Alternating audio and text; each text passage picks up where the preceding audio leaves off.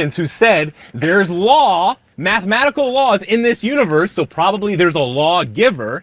That pushed them as creative minds to be scientists, to figure out what the law is and who the lawgiver is himself. Okay. Call that a mind, call that a transcendent source, call it a higher power, but it's something outside of space and time, because they knew something had to create space and time. It couldn't just pop up out of nowhere. A cell couldn't just pop up out of nowhere. That's why all the Keplers, the Galileos, even Einstein said it was such a major problem, so he eventually believed in God, because there had to be something outside of space and time that created space and time.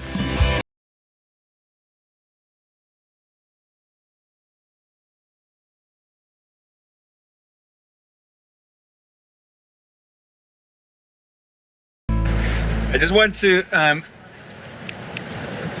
kind of challenge you on your two pieces of evidence for God. Yes. So, intelligent designer, you said the eye, human eye, so there has to be a designer. But then you also said evolution is true. So you don't need a designer for making eyes, do you?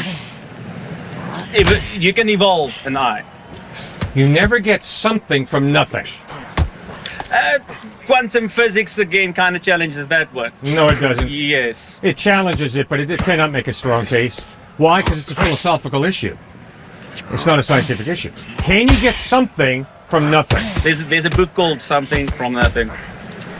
A Universe from Nothing by Lawrence Krauss. I've read it. So, no, I've not read it. Okay. No, it's impossible philosophically for you to get something where there's nothing. It's irrational. The only thing that comes from nothing is nothing. You never get something coming from nothing. Second point is, where is the creative mechanism in evolution? The creative mechanism in evolution does not exist. There is no creative mechanism in evolution. Is there? 2 points. There's the evolution and making an eye, and then there's the universe from nothing. That's two kind of separate arguments, right? Yeah, one is design, and the other is something from nothing. Yes. Two different arguments, yes. Okay. So, something from nothing.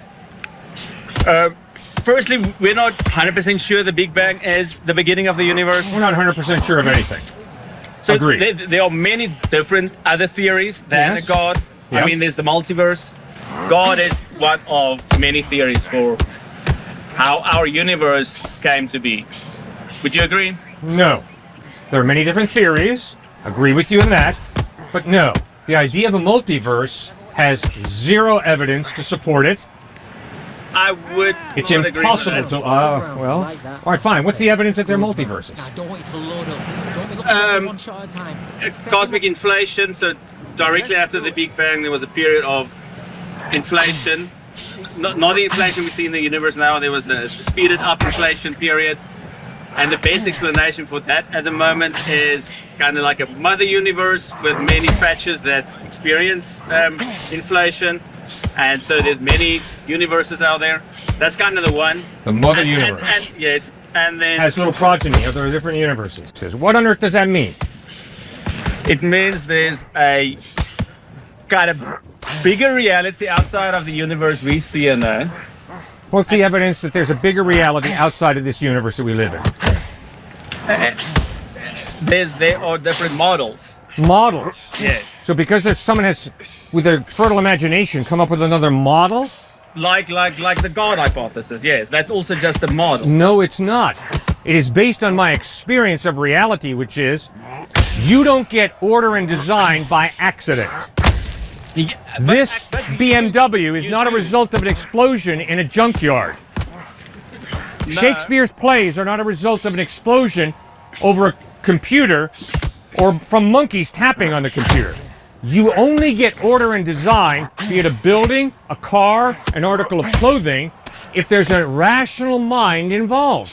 That's not entirely true. Well, then give me some examples of But contradiction. again, there's two different arguments here. There's the universe one, and then there's design or kind of complex, mechanisms out there, like the eye. Or you can get humans from evolution, starting with a basic replicator. Oh, I said that. I agreed with that. But why do you then need a designer when Because you you can get it do from? not have order and design without an intelligent mind involved. And secondly, you don't get something coming from nothing. It's impossible. Again, that's two different arguments. Let's I'm aware it's two different arguments. Which one do you want to argue?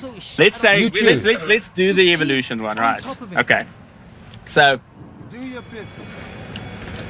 imagine there's a very basic molecule, right? And it can replicate itself in the primordial soup, as it's been called. Over 4 billion years, directed by natural selection, not a designer, not a god, you can evolve complex life, starting from a very simple basic building block. Do you agree with that or not? I think it's rather clear that it's impossible to get a genetic code out of primordial soup by accident. The genetic code where proteins are allowed to be produced is far too complex a genetic code for me to say, okay, it's all just an accident. It just happens by chance. The amount of information in the DNA of a single cell is far more than the amount of information in 3 sets of the 30-volume Encyclopedia Britannica. When you study the amount of information in the DNA of a cell, it is mind-boggling. Yes, and it's after real 4 simple. billion years. So what if it's a few billion years? I don't care if it's a trillion years. You don't get that kind of order and design by chance. There's got to be an intelligent mind of some type. Again, it's not complete chance. The mutations are chance, but it's guided by natural selection. No. You do not have 1 + 1 = 2 guiding anything. 1 + 1 = 2 is a very accurate description, mathematically, in arithmetic, of if you have 1 and another 1, it equals 2. But guess what? 1 + 1 = 2 does not put any money in my bank account. I have to put the money, an intelligent being, into my bank account. Now, is 1 + 1 = 2 true? Yes, it is. But it doesn't do anything creative. It simply describes reality, which is if you have 1 + 1, then you got 2. That's what science is. That's what mathematics is. It's tremendously sophisticated. It's absolutely magnificent. I love it. But it is intellectually dishonest to say, therefore, because I know that 1 + 1 = 2, therefore I'm going to have $2 in my bank account. No. It's not just going to happen. I honestly do not understand your argument there. It's okay. I'm just saying, this 1 + 1 = 2 abstract numbers, that's not where I'm going with this. I'm just saying that the accumulation of very simple processes can lead to something complex. How in the world, though, do you believe in that naturalistic process if modern science, just recently in the last 10 years, there's consensus on a cell cannot evolve? There's trucks within a cell that work together, but there's no evolutionary process with a cell. Any non-Christian apologetic scientist that you can point me to? I don't know many so- scientific apologists who So are a non-Christian. but- single cell, there's evidence for when the first single cell engulfed another cell, and that was the start of multicellular life, right? They've reproduced that process in the lab. No. So it. No, they haven't. So once you have that, then you can. But there's evolve. no scientific evidence to that. There's no evidence behind that. You just asked me where I got mine. Where do you get the evidence that Lawrence Krauss does not? I've talked to Lawrence Krauss before. He does not believe that. He does not say that a cell can just pop up out of nowhere and then just evolve and self-replicate. I also never say the cell pops out of nowhere. Okay. So where does it come from then? Okay, so firstly, that's. Okay, I Yeah. do not know. Okay, right? good. There you go, bravo. All right, bravo. Very good. It's fine not to know, but science is working on that problem. That's a big active scientific field to find the first building And blocks that's a of life. great out for you. No, the science of the gap. no. Science eventually will just figure it out. That's how science works. No. Science is dedicated to discovery, but that is such a nice out for you to say, oh, there's no God, but science will just figure it out one day. No, God absolutely is a creative, you want to talk about process, just call it a mind out there. If modern science was built off of Christians who said there's law, mathematical laws in this universe, so probably there's a lawgiver, that pushed them as creative minds to be scientists to figure out what the law is and who the lawgiver is himself. Call that a mind, call that a transcendent source, call it a higher power, but it's something outside of space and time because they knew something had to create space and time. It couldn't just pop up out of nowhere. A cell couldn't just pop up out of nowhere. That's why all the Keplers, the Galileos, even Einstein said it was such a major problem, so he eventually believed in God, because there had to be something outside of space and time that created space and time. I'm going to preface what I'm going to say with, I know that's not how it happened, but the Urey Miller experiments in the 1950s, where they put a couple of element components in a flask, added energy, they show that you can get the beginnings of amino acids. And that was That's the totally building block. disproved. Just Totally because disproved by NASA. NASA totally disproved it. They had it wrong what elements That's were right, exactly. available. So they're wrong. But it kind of shows you that there are ways that you can do it. People are still working on Yeah, this. outside of reality, there are ways. No. Poof, it can happen. If you go Why do you believe read poof, it can now, happen? if Well, you it's go- outside of reality. Come If on, you go man. to conferences on this, there are people working on models, working on ideas how you could either vents under the sea, these hot thermal vents, how you can create life there, how you can do it. I mean, there are many different theories out there. People are working on it. But see, this is all you're Just saying. have faith that we will find Exactly, the you answer, just right? have faith. Science. No disrespect by this, but you just stepped up, and all you're saying is, well, no God. We just came from nothing, and science will figure it out. And there's models out there, but you're not giving the models. You're just saying there's models, It's not my and somehow job. science will figure it out. Well, where is the best evidence coming from? You need more than just saying there's models and science is going to figure it out. I need more than that. You see that? A couple of years ago, we didn't even know there were other galaxies. Should we just have assumed, let's not do science. Science is never going to find. Let's just believe that No, we're the keep only. studying. We should keep on doing Good. science, asking questions Yeah. and finding the answers, right? If you can buy fully into that, so no God, there's no objective purpose, you came from nothing, there's no meaning in your life, you're going nowhere, you're just going to the grave, and that's all. So you need to buy into, I'm glad you brought up Lawrence Krauss and your boys, Dawkins and Hitchens and all of them. They clearly stated, you have no purpose, you're an accident. You have no meaning. You make up how you want to treat other people. Ultimately, it's all about just propagating the gene pool, survival of the fittest. So, if you want to sleep with somebody else's wife, if that's going to get you ahead, you go ahead and do that. And just don't let them figure it out. But in terms of it being consistent with your theory, in terms of survival of the fittest, strong eat the weak, and I want to propagate my own genes, Genghis Khan, just go ahead and sleep with your friend's wife. No, okay, so there's still objectively.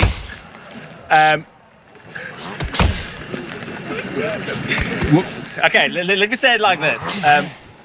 I don't think there's objective morality, but we do create morality because there's a better strategy for survival.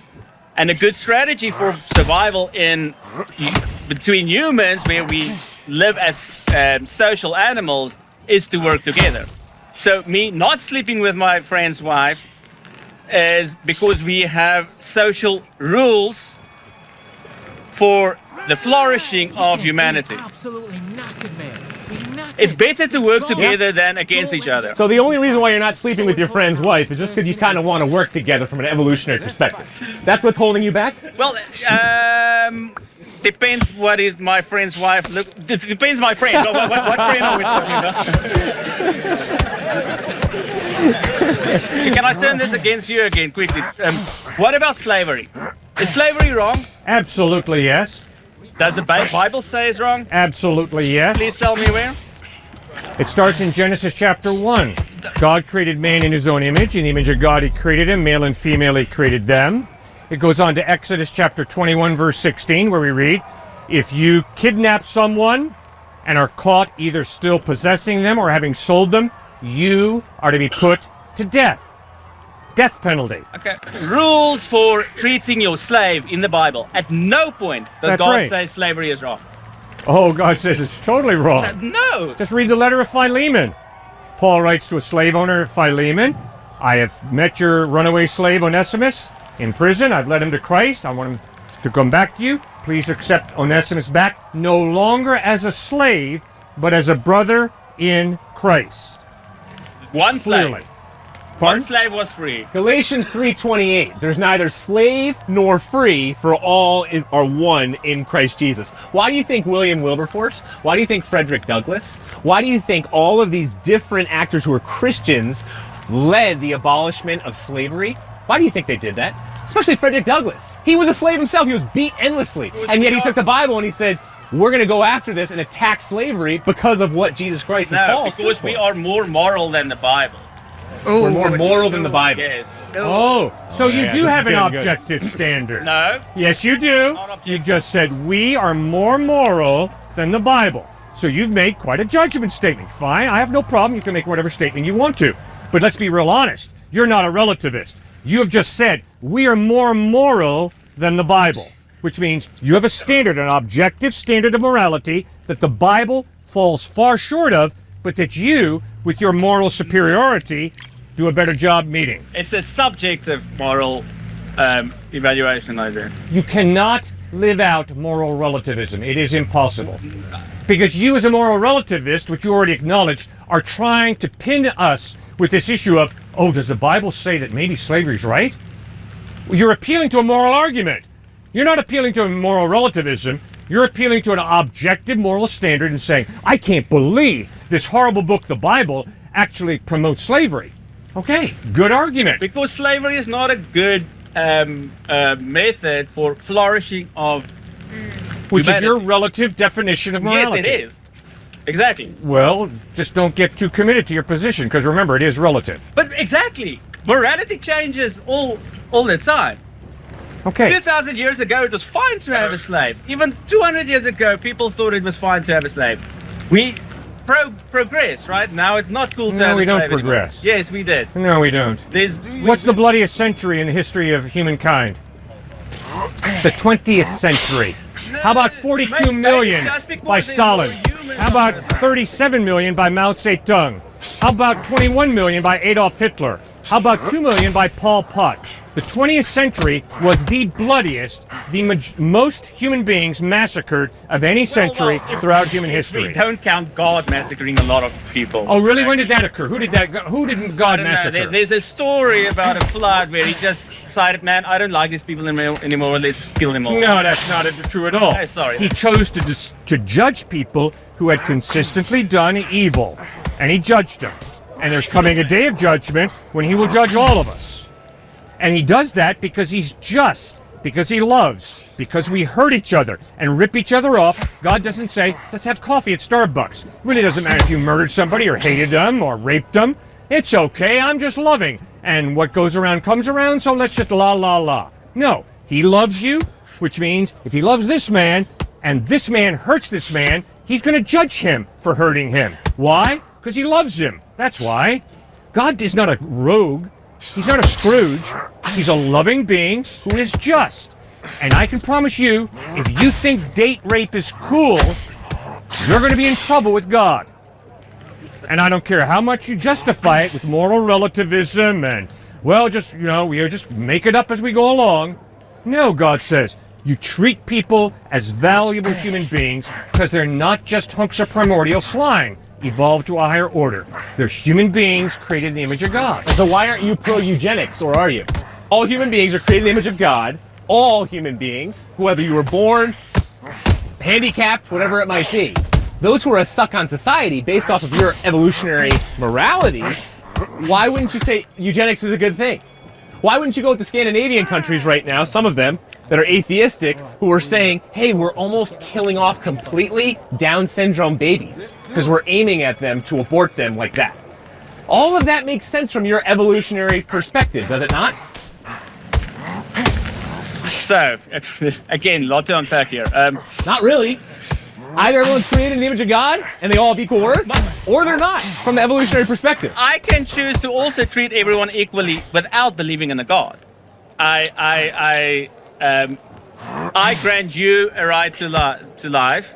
I grant you rights because that's the same I want for myself. And you can change that whenever you'd like. Hitler, for example, he bought into Nietzsche's slave morality and understood that ain't gonna get me anywhere. So everyone who has value is Aryan now. And he turned Jesus into a blonde-haired, blue-eyed man. So you could do that yourself too, if you're gonna instate morality. I can, but I don't want to. Why don't you want? It doesn't matter if you want to or not. You're still totally mercurial. I can also go and rape everyone I want, and I do every day. I And don't this want to rape anyone. And this is why I think you're a little goldfish right now, swimming in the water, and you don't know what that water really is. It's the Judeo-Christian values that you have now attached yourself to. Sure you have. You're a very nice guy. And I appreciate the way you dialogue with us. I really do. But that's all based on a view of personhood. It's to work together and not walk around killing and raping people. Yeah, but if raping people helps the human race propagate, according to your worldview, there's nothing wrong with rape. If we produce more babies by raping, that's good, according to your worldview. So just be consistent. I never said I believe in just having as many children as I want. I know you didn't say that. That's not... I find meaning in life somewhere else than raping people. Good. There's meaning, and I create my own meaning. Yes. And it's not by creating offspring. Okay. Okay, so I find meaning in, well, science and Good. conscious experiences. You know, the meaning of your life is today.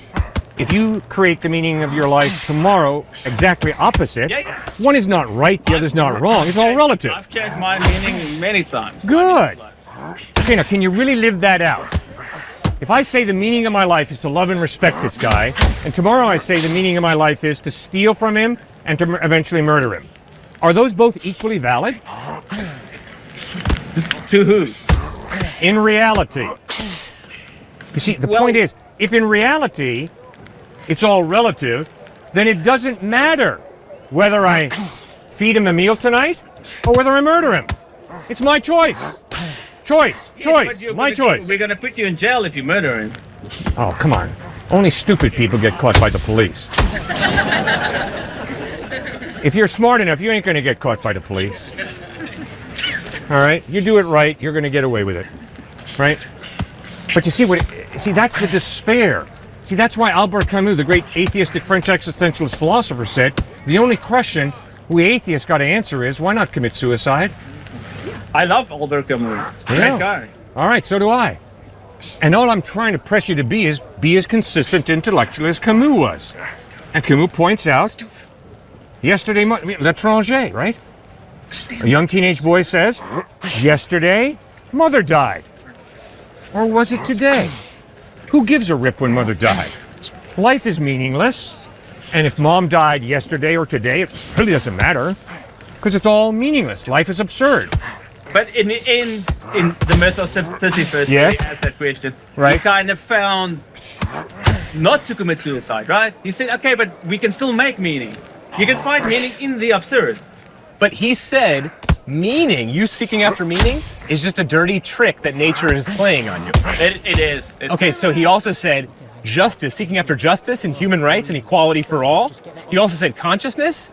That's all nature just playing a dirty trick on you. 100%. Okay, good. You truly believe that. Consciousness. That there's no real justice. That there's no real human rights. Yes. That there's no true eternity out there. That there's no true consciousness. Your ability to reason about your reasoning. Your ability to see a rose, see the rose, and think about the rose. That's all just nature playing a dirty trick on you. So when you say, I'm seeking after meaning in this life, my dad put it perfectly in terms of that can change tomorrow, but also don't forget that that's just nature playing a dirty trick on you. Don't actually get so attached to it and say, like, this is actually my meaning. And when you say something like, well, my meaning is not to propagate the gene pool, well, then stop it. stop it with the whole evolutionary morality thing, because evolutionary perspective is all about propagating your genes. So you should be focusing on just having more kids. The strange thing is, do you know atheists in this country by far and away have the least amount of kids? Huh, it's a little contradictory. Christians and religious people have around 3.1 kids. Atheists have about 0.9 children. And that is so strange to me, because if the majority are just buy in to evolutionary psychology in the process, they should be having more kids than religious people. Religious people, Christians specifically, you get back in Genesis, be fruitful and multiply. That's so much of the purpose of having a marital covenant and family. Well, why is Elon Musk? Why are so many people now saying we need to grow our population? I think there's a specific reason for it. And yet the contradiction of atheism when it comes to evolution is, no, I'm going to live for myself. There's no eternity out there. It's a depressing existence, so why would I have children? So I think you should switch your understanding of things if you're going to be honest in your evolution. Evolution, it's how we got here.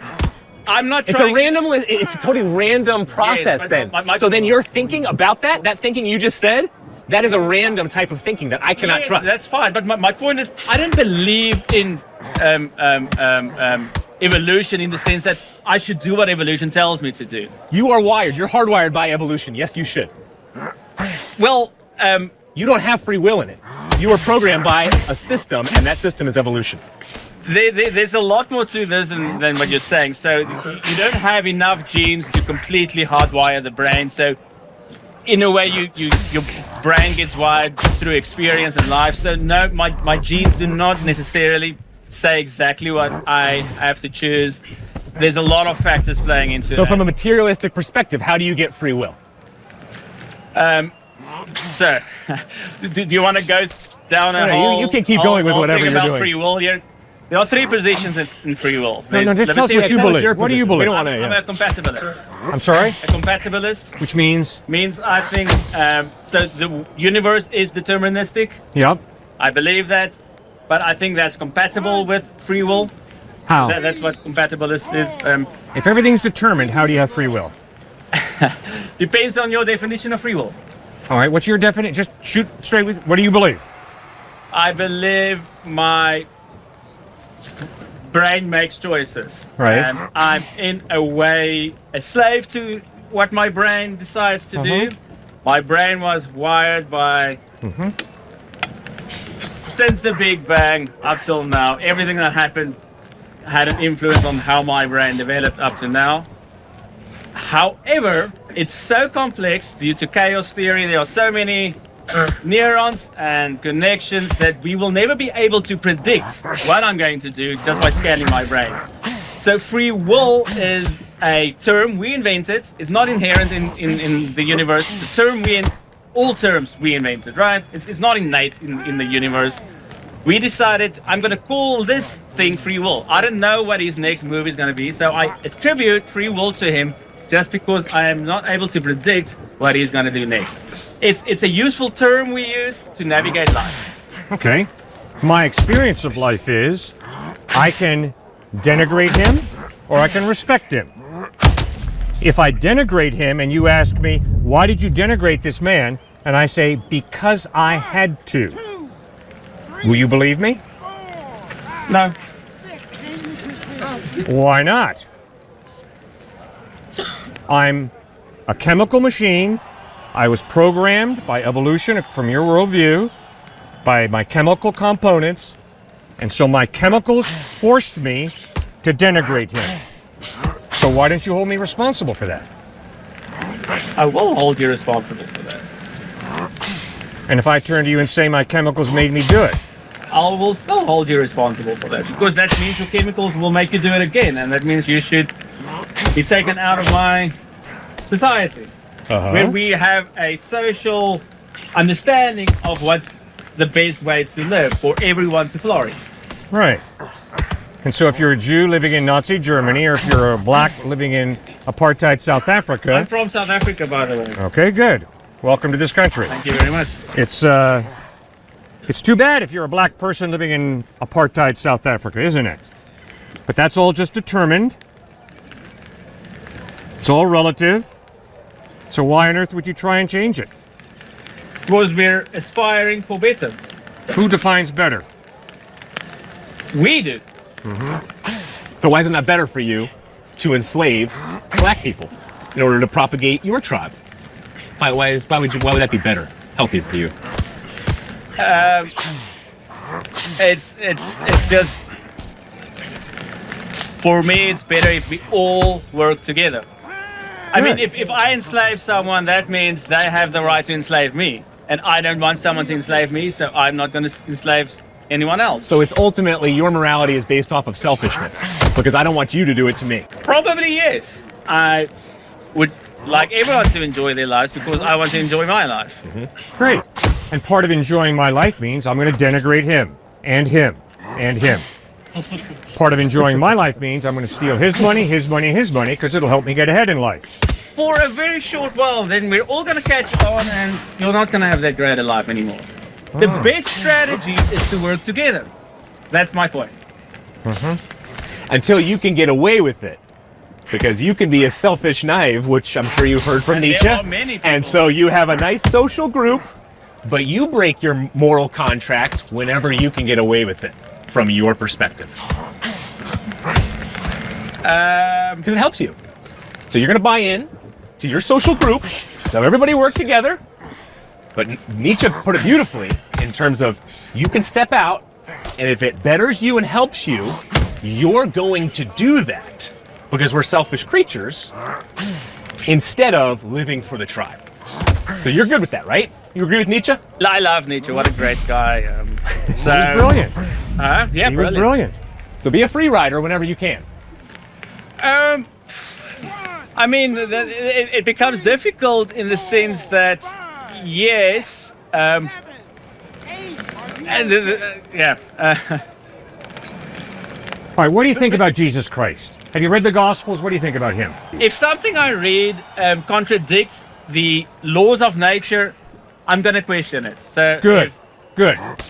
And if something I believe in, like Jesus Christ, contradicts my experience of life, my faith in Christ is bankrupt.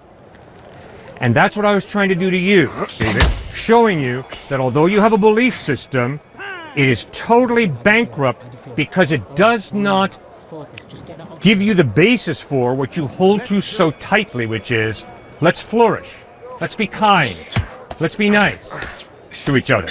No, sir. Your worldview says there is no such thing as kindness, there's no such thing as niceness, it's all relative. You see, David, your worldview is contradicted by your experience of reality.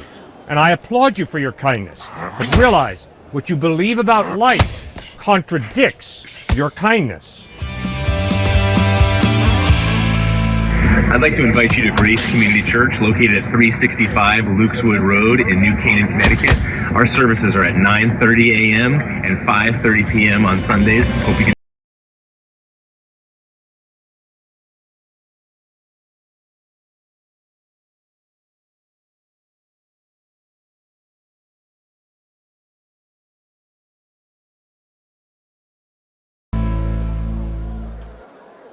Well, before I start, I just wanted to say that I'm not a Christian, but I respect your conviction, and I really think it's cool what you're doing here. Thank you. Opening yourself to being challenged. But one thing that was kind of bothering me is what you were talking about yesterday, is that as you said that our world is cursed, or that because we essentially gave the finger to God. Yes. Don't you think that all the atrocities in the world, the horrible things that go on, the fact that the things that are good wouldn't mean anything without those horrible things? What do you think? How would Do you really believe that? Well, I mean, the only reason that I know anything is good is because it's not that other thing, and it's not that horrible thing. If everything were good, there would be nothing to compare it to, and there would be no way to gauge whether anything was good or not. Okay, that's a fascinating point you make. And it's a fascinating point. What I've heard you say is, Cliff, the existence of evil, the existence of tragedy, the existence of suffering and death helps me to appreciate goodness in life more. Right. Right? Okay, that's exactly what the temptation was for Adam and Eve. God in Genesis tells Adam and Eve, don't eat of the fruit of the tree of the knowledge of good and evil. Some people think, oh, what's the matter? God against knowledge? No, no, no, no. The point is not that God is against knowledge. The point is that God is against experiential knowledge of evil. Example. God created me with a conscience and a rational mind. By exercising my conscience and my rational mind, I can know that murdering him is evil. I'm an idiot if I say to you, you know something? I really have to know whether murdering him is evil. So I'm going to murder the guy, bathe my hands in his blood, and then I can finally say to you, yeah, now I know that murdering is evil. And God says, baloney. God says, Cliff, I gave you a conscience and a mind. You can distinguish the difference between evil and goodness, and you don't have to experience evil in order to then be able to say,